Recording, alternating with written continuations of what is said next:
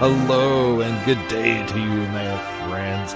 Welcome back to the podcast. This is the JRPG Report, episode 126. And I know it's been a week since we've chatted, and I do apologize for the confusion surrounding doing a podcast over the weekend. We actually didn't even have a Sunday special. Plans, they were meant to be changed, and that is certainly what happened. And I'm sorry for any confusion, or if you're looking forward to something that didn't happen. So we're here. We've got a ginormous treasure chest full of goodies for you guys this week, and I want to kind of lay out what's going to go down. I've got a bunch of kind of little stories, nothing really major to go along with, but I think it'll be a really fun podcast. And then I'm going to set up our Sunday special, which were a few stories I kind of meant to cover either last week or as a part of today, but I'm going to group together 4 interviews, and we're going to kind of call it like a developer interview Sunday special type of deal. I will lay that out at the end of today's podcast and give you a little foreshadow. But on to the news. And like I said, there wasn't any really big breaking things, so I kind of just want to update you guys on the latest news from Eiyuden Chronicles 100 Heroes. We've been talking about this the past couple weeks. This game has been fully funded on Kickstarter, and let's see, as of this moment, they're at $2.7 million. Their initial goal was just a few bucks over 500,000. So this has been completely funded, and with 23 days to go, there's still a chance at some more stretch goals.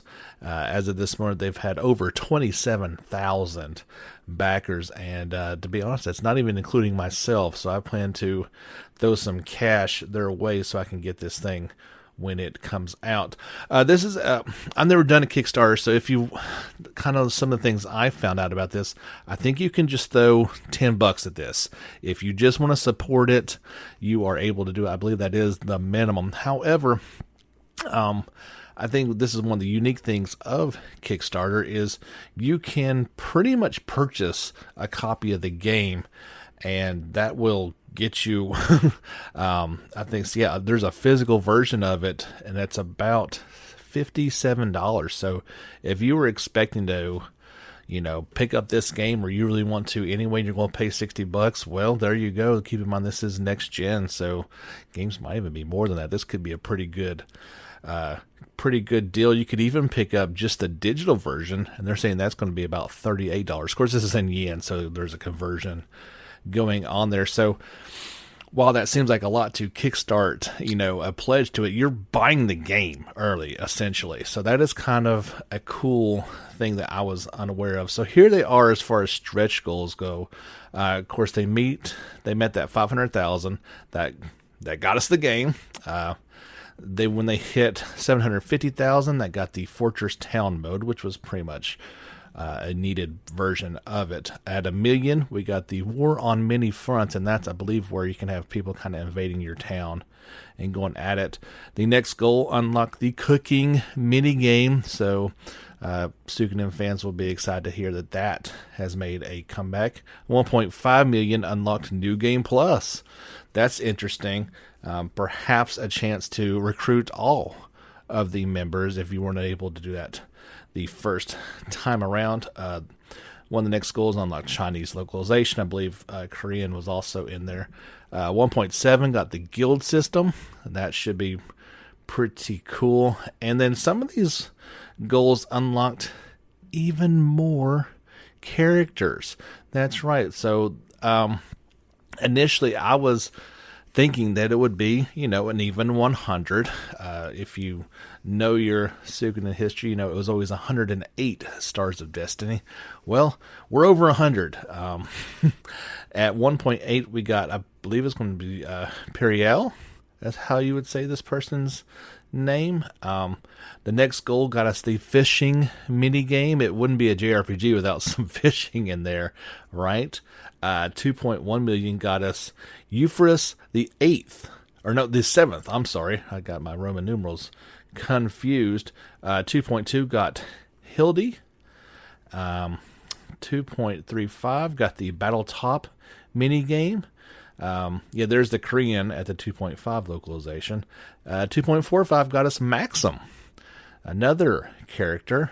I love this one. At 2.6 million, we now have unlocked the full orchestra soundtrack. Yeah, no more MIDI sounds. We got that full orchestra, and I am very excited about that. The next one that's actually been hit, or the last one at this moment, is called Party Conversations. We'll talk a little bit about that in just 1 second. As the next goal, which they should hit any moment now, is another new character called Melior. There's also Economy of Scale trading minigame is one of the next ones, and it's kind of blotted out, but at 2.9 million I can see the words Clock Watcher, and then the next line is kind of paintballed out. That's kind of funny. And there is the tapestry goes down further for more stretch goals, so I don't think they're quite done yet. It would be interesting if this thing keeps getting funded to the point of having an even 108. That'd be pretty interesting, to say the least. Let's see here if I'm missing any of them. No, that's the new characters. So yeah, I'm not sure if that's another character that would be at that next goal, or if that is exactly what we are looking for. Interesting, to say the least. Let me see if I can find some more on that scale. There's so much. Their Kickstarter page is fantastic and is just full of tons of information. If you'd like to check that out, I've got that linked in on the Facebook page. You can find any of those. Well, I can't find anything more about this, so we're just going to leave it at that. But yeah, needless to say, this has been a huge success, and keep this one going. This game is looking extremely promising.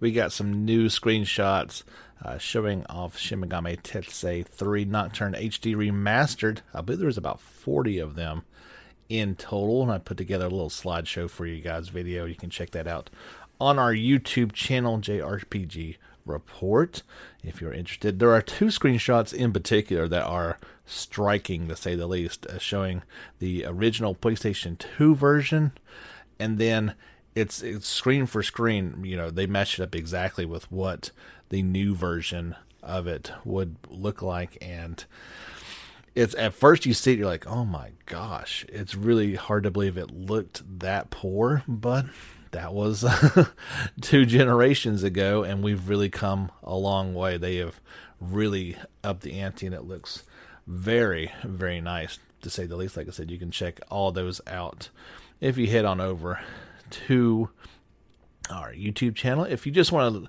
check them out at your leisure and see some more information, I've got that article linked on our Facebook and our Twitter pages. It was also announced that there will be a Famitsu DX pack for the game, and it will have a plethora of new items for you. Now, it's not going to be cheap, so you can check that out through the Eiyuden online shop. I will share this article, and it'll have the link for you guys in there.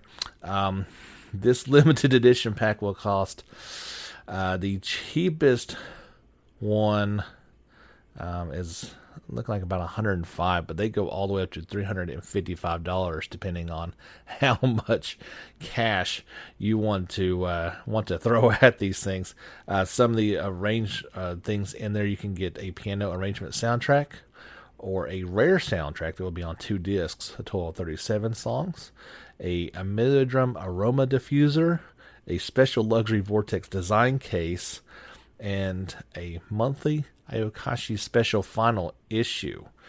There's a lot, a lot going in there. Some of the other ones, there's an acrylic standee, an acrylic panel featuring artwork, a wall scroll, and of course, all the collector's editions come with the game. Like I said, I'll share this so you can check out some of the image from it. And if you are such an Uber fan that you want to choose to support this one or not, they've got it in yen, but they've also got what it would cost in US dollars if you are curious about that.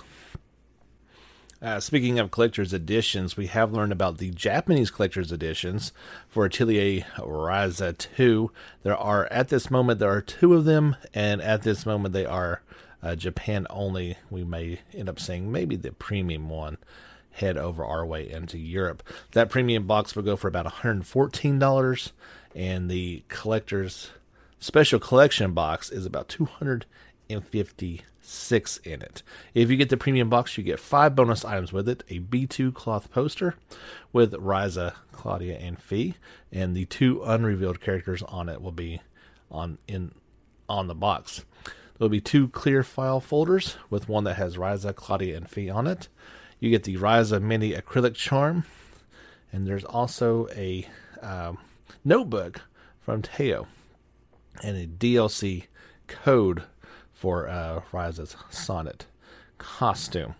Now, the collector's box takes it up a notch. You get, of course, everything that was in that premium box, as well as you get a wall scroll of Ryza and Claudia in their swimsuits with Fee, and 2 unrevealed characters their sides. There's also the Crystallia acrylic stand diorama that comes with Ryza and Claudia standees. You also get the exploration kit with a notebook with a matching pen, a bag with the game's logo on it, an investigation report, and an LED rainbow gem. That's quite a lot, but it costs quite a lot. So that is kind of the way that it should be. Quick update, for the original Atelier Ryza, there was a very easy patch that was added in the latest update. This comes as part of the 4th major update for the game, so I wouldn't say it was a overly difficult game. I played it on normal, and if you guys have heard me before, my gaming skills aren't what they used to be, but I have no problem with developers putting super easy options in their games. I feel like these things should be accessible to all players of all skill levels, and multiple difficulties is one way to do that if you just want to enjoy the story. So I am very, very happy with that. This very easy mode will, of course, reward people with more experience points and gold, as well as making enemies easier to defeat. One final Ryza 2 note is tomorrow, which is August the 6th, we should be hearing about Atelier Ryza's 2 Japanese release date. That is literally all the information I have about that, and it's a little curious as they are planning a simultaneous worldwide release. Of course, it's a Japanese company, so this might come out first, and then we get confirmation that is going to be worldwide, or possibly even just shortly staggered thereafter. I don't insist upon having a simultaneous release. It certainly is nice. My big thing, and I think a lot of you guys might agree with this, I just don't want these huge, long delays afterwards. Being JRPG players, we are accustomed to a certain amount of time being needed to translate and get these things into our hands, and I believe there's a period of time that we are willing to wait. I kind of look at about 6 months is where I start to get a little antsy. When you get to a year, I start to get upset. So if we're talking about something like a month or two apart, I'm fine with that. I really am. I wonder what you guys feel about localizations and their turnaround speed. If you want to leave me a comment, you can do so either on Twitter or Facebook, or just leave us a comment on one of our YouTube videos.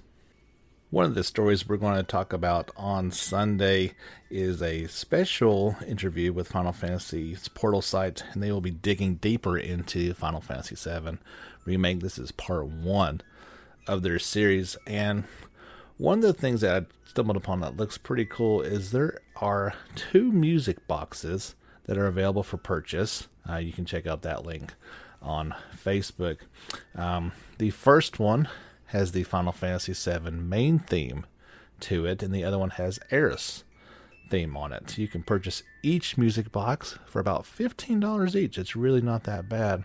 I'm assuming they are still available. Might be something that you could pick up for the Final Fantasy lover in your life. They are very cute and sound pretty cool. I might have to check into that. Coming out tomorrow in Japan, there is a mobile re-release of Dragon Quest Monsters 2, Iru and Luca's Marvelous Mysterious Key. That'll be a mobile game coming out at right under 3,000 yen in Japan only at this time. You could even get it on a bit of a discount that first week for about 2,000 yen. It is a remake of the Dragon Quest Monsters 2 game that first came out for the 3DS in February of 2014.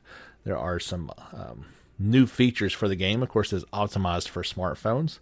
There's an auto battle feature, and it has 900 monsters, including some new monsters from Dragon Quest 11. You can battle against other players online. It does require a battle pass additional fee, as well as many new additional elements. I've shared that trailer for you guys on YouTube, as well as about 5 minutes of gameplay. So if you are a Dragon Quest Monsters fan, you might check this out if you know Japanese, and maybe hope that it comes over to our shores at some point in time.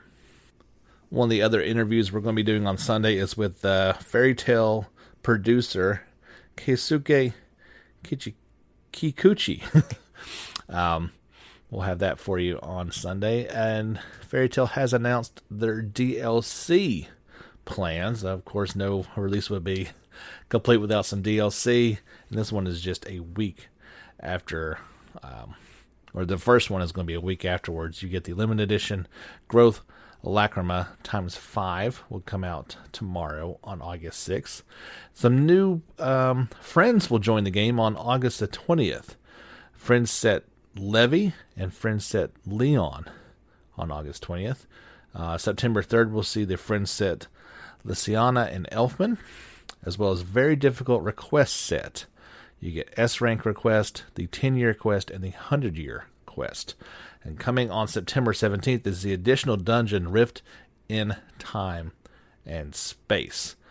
So that's something to look forward to if you have the season pass for Fairy Tail. Of course, it is available right now. I've seen pretty decent reviews for the game. The one that Siliconia put out kind of mentioned that it is a good game, but it does require, or at least would likes you to have some base of knowledge going into it, as it doesn't start at the beginning of the story. It kind of plops you right in the middle. So it is definitely for fans of the anime. I believe anybody can jump into it, but it wouldn't hurt to at least be familiar with some of the things that are going on in that world. If you are a Xbox Game Pass player for console and PC, there is at least one new JRPG coming your way. On August the 13th, the original Final Fantasy VII will be available for console and PC players. That's a pretty cool addition. Everything I've seen from Game Pass looks pretty good. There's a lot of decent stuff on there for you players. If you are an Xbox Game Pass owner, now you can be playing Final Fantasy VII. That, keep in mind, that is the original game, not the remake. One final note I forgot to mention about Shin Megami Tetsui 3 Nocturne HD Remaster. Just today we got the first part of the Demonic Compendium trailer series. There's going to be 3 of those. You can check that out on our YouTube channel. It's about 5 minutes long, and it has introduces 10 species of demons. I'll try to get these pronunciations all correctly. The Yoma, Fairy, Divine, Fallen, Dragon King, Beast, Jireh, Brute, the Femme, and the Knight. Okay, I guess only one of those was difficult. That first trailer came out today, August 5th. There will be a second one tomorrow, and a third one on August the 7th. Shin Megami Tensei Nocturne HD Remaster is due out for PlayStation 4 and Switch on October 29th in Japan, and spring 2021 worldwide. Seems like a decent time for a break. We'll take a pause and be right back on the second half of the JRPG Report, episode 126. My name is James Fisher, and as always, thanks for tuning in. All right, everybody, welcome back to the podcast. Thank you so much, as I said, for tuning in this week and every week. And I just can't thank you guys enough. You really get me fired up to want to do this each and every week, and especially want to a big thing out to those who have chosen to do our listener support either through Anchor or through Patreon. You make it extra awesome to do this each and every week. Like us on Facebook, follow on Twitter, and don't forget to give us a subscription over on our YouTube channel each and every day. Well, as long as there is something. I try to put out a daily, sometimes more than a few daily JRPG videos. Upcoming, we do have the Grand Blue Fantasy Summer 2020 special live stream. That's going on August the 8th, and we are keeping all of our fingers and toes crossed that there is something, a snippet. I would be over the moon for a new trailer, but just please tell us that Relink is still a thing. I don't really care at this point if it's not coming out until PlayStation 5. That's fine. Just make sure it's still a thing and still being developed, because I'm still greatly looking forward to that. I did share a video, and I don't know if I did the story or not, because it was filled with spoilers. There's about 60 new images for Hajimari no Kiseki, and that is, I made a slideshow presentation of that. As with anything, there's spoilers in there for sure. You want to make sure you are prepared for that, but there are some incredible images that will get you really fired up for this upcoming game when and if it ever gets to our shores. If you are one of the few people who has not purchased Final Fantasy VII Remake, you have waited till a pretty good time. Right now, you can get it for $40. That is an extremely good deal. It'll be going on sale until August the 19th, and that is including...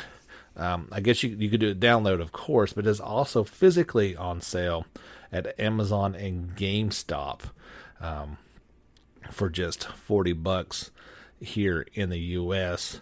So you definitely want to check that out if you've not already taken the plunge. I mean, the game was worth every bit of $60, so it's definitely not something you should feel too bad about if you paid full price.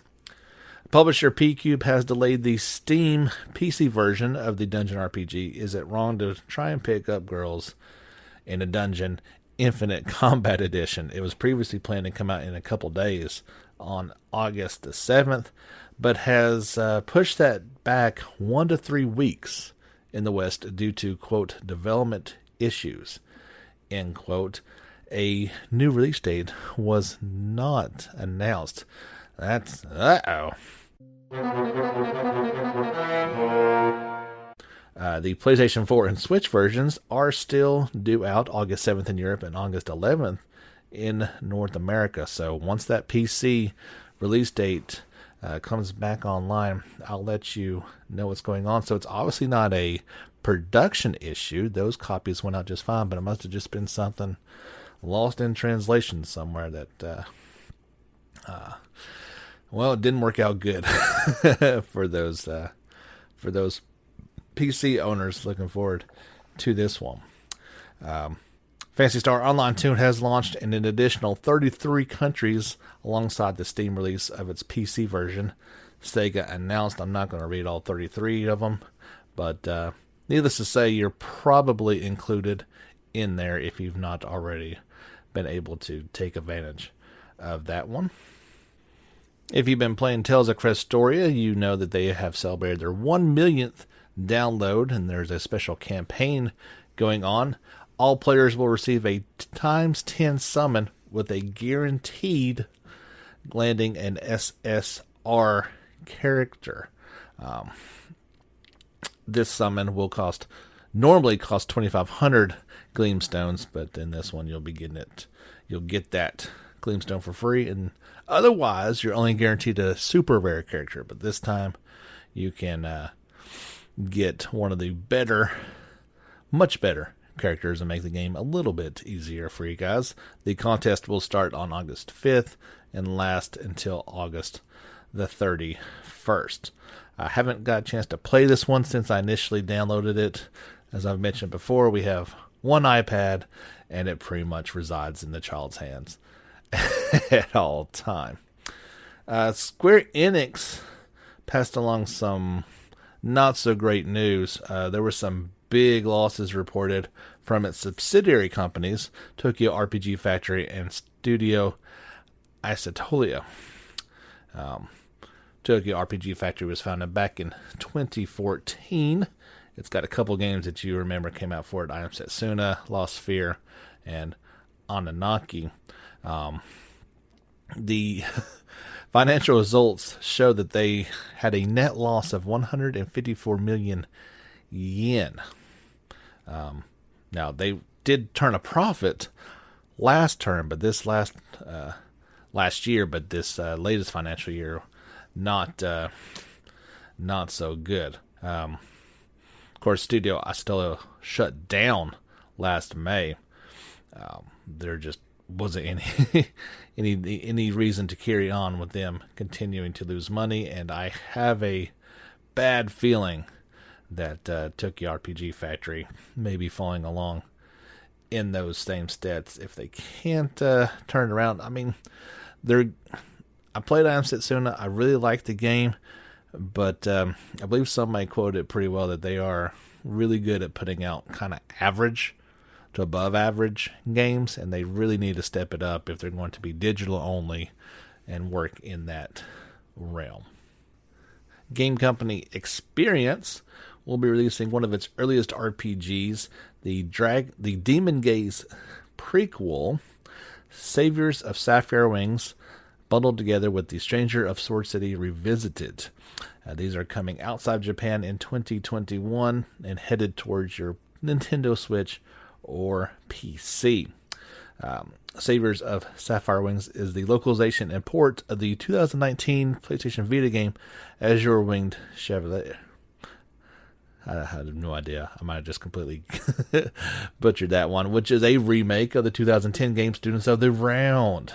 So yeah, there's a bunch of remakes and re-releases going on there. As the title suggested, this will be a 2-for-1, which packs the two updates of Experience's dungeon diving RPGs together as one. I got a trailer for that over on YouTube if you want to check it out. There's a limited edition going on for that as well. If you are so inclined, you can check out this, check out the Facebook and or Twitter pages for the links on how to get all those things.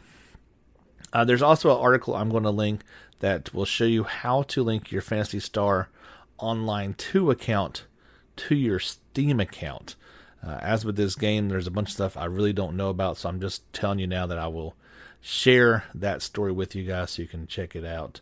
If you've got any questions on how to do that, I'm sure it's something that you really don't want to you don't want to mess up too much in the whole process. Another Japanese-only mobile game is coming to the West. Idola Phantasy Star Saga will be getting an English release, and Bolt Train Games will be doing the publishing for this one. In addition to this announcement, an open beta test will be available. Those interested can check it out on this link that I'll be sharing with you guys. The test period is already started, so you need to get on it. It'll last until August the 10th. In that beta, the first 6 chapters of the game will be playable. This was available in Japan only, but they're looking to bring this one over, I believe, by the end of this year. Or, there's no release window quite yet, just that they're planning to bring us over. This one is tied to the Phantasy Star universe, but is a smartphone itineration. Not exactly sure how it's connected, but there. 2 final stories to pass on to you guys, then we'll wrap it up for today. Criminal Girls X will launch on Android on October the 8th in Japan, followed by on iOS and PC releases on November 17th. Developer Mikage announced the iOS and Android versions will support a virtual reality mode. It'll be free to play with advertisements and, of course, item-based microtransactions. This is the mobile version, kind of sequel to the Criminal Girls X series. There was a 13-minute story gameplay video that was shared. I've got that over on YouTube for you guys to check out. No word yet on if we'll be getting this one in the West, but we got the console one, so I'm guessing we'll probably end up getting this thing eventually. Another game that's not been confirmed for the West yet is the Mary Skelter finale. They put out a kind of a sample little video that was pretty decently long. Yeah, it was about almost 19 minutes long, and it had a good sampling of all the musical tracks from this game. The soundtrack itself is 3 discs long and will have 78 tracks. So this is kind of giving a good sampling of what that soundtrack is going to look like. Mary Skelter Finale is due out for PlayStation 4 and Switch on October 8th in Japan. I'll bring you word on that one when it is announced, hopefully for the West. I got 2 other interviews to mention that I'm going to be doing on Sunday. One that I'm kind of really interested in is the Shin Megami Tetsui 3 director will be talking about what they've gone into making this remaster, as well as the original game's harsh reception. So that should be pretty interesting to listen to. The final and 4th interview that we'll be doing is with Final Fantasy Crystal Chronicles director, and he'll be talking about the remastering of a classic as well as crossplay integration. So I hope you will look forward to our Sunday special. We'll have 4 pretty cool interviews, kind of just wrapping up the past couple weeks worth of information. I do apologize if I've shared something multiple times on Facebook. I've been kind of playing catch up a little bit with some of these stories. Sometimes the things get too big and they get lost in the shuffle, and I forget if I've shared them or not. So I do apologize if that happens. And if it does, just leave a comment like, "Hey, dude, you already shared this," and I will take it off gladly take it off the page. Thank you so much for listening. That's going to do it for episode 126. Hard to believe we've been going that long, but as long as there's news in the JRPG world, I will bring it to you guys. Like I said, don't forget, like us, follow us, subscribe, and if you are so inclined and super awesome, sign up for listener support. Those links are at the bottom of the podcast. I would really appreciate it. I'll see you guys again on Sunday with the special, and again next Wednesday for more JRPG news. My name is James Fisher. Thanks as always for tuning in, and don't forget, get back out there and level up.